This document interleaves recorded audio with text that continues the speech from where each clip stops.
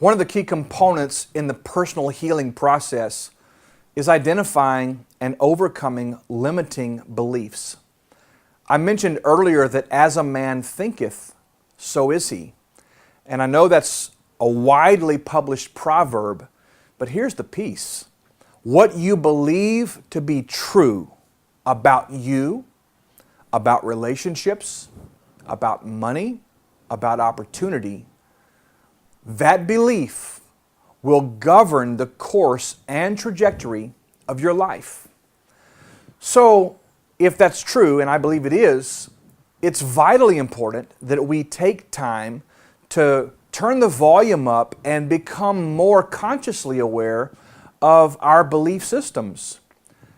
We go through life operating out of second nature. We don't even think twice about what we're going to do. We just get up and go through life, go through the day, do the deal.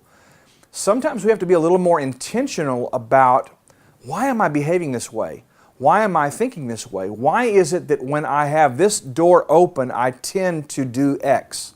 Why is it that every time I start this business or start this project, I don't finish it? Why don't you finish things? Why don't you handle money well? Why don't you have good relationships with your spouse, with your children, or with your friends, or your peers, or your associates? When you begin to identify, first of all, what are the areas in your life that you're not performing well in? What are the areas in your life where the results you're getting are not satisfactory? Then begin to back into, okay, why? I can't just point the finger at everybody else and say it's their fault or it's because of them or whatever. The truth is, I am in control of my life. The outcomes in my life are a direct result of what I believe to be true. The great Lou Tice said this, we behave and act in accordance with the truth as we believe it to be. So really, I'm producing my results every day, and the results that I'm getting are directly tied to my beliefs. So here's the piece. Who are you?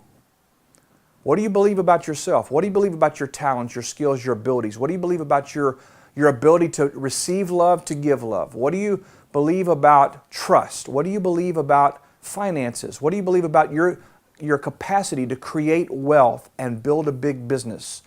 Build a significant and very high influence ministry? What do you believe? Because if you believe you can't, well, you're right. I was on a consultation call just not too long ago, and with some people that I consider very dear friends.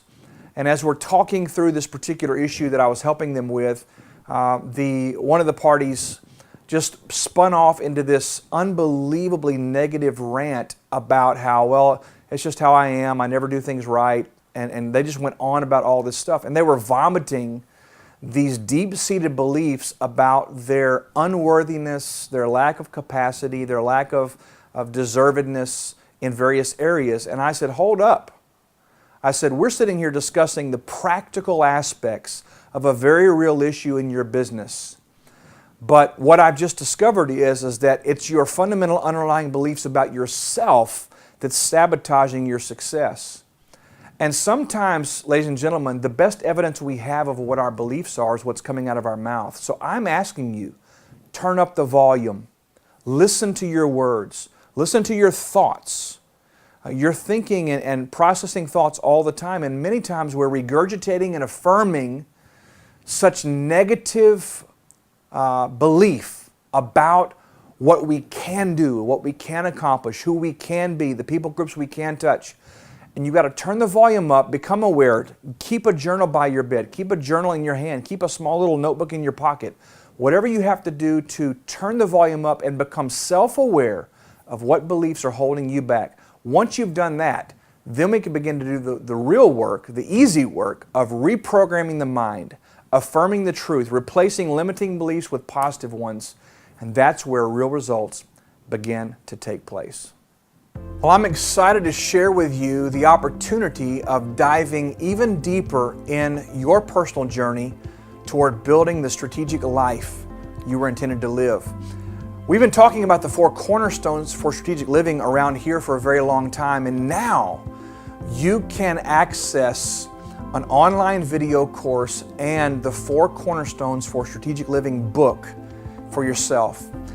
If you were intrigued by this topic, if you felt as though you needed someone to come alongside of you and help you to walk out the process of personal healing, personal discovery, personal development, and personal deployment, I'm inviting you to visit our website at brianholmes.com/4CS, like 4 cornerstones, but 4CS.